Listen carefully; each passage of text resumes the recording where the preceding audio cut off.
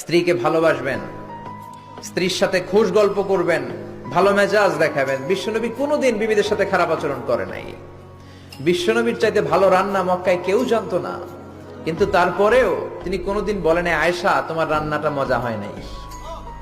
বলতেন তোমার রান্না বড়ই মজা, বড়ই চমৎকার। সুবহানাল্লাহ।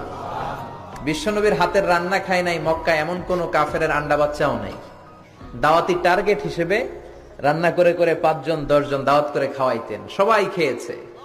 এত সুন্দর রান্না বিশ্বনবীর, তারপরেও কোনোদিন বলে নাই খাদিজা আজকে লবণ কম হয়েছে, খাদিজা ঝাল হয়েছে, খাদিজা মজা লাগে না, এগুলো বলেন নাই।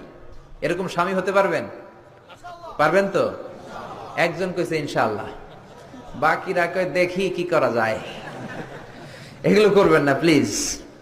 আপনিই পারেন আপনার ফ্যামিলিটারে সুন্দর করতে, আপনিই পারেন আপনার ফ্যামিলিতে সবার মধ্যে একটা ফুরফুরে মেজাজ রাখতে।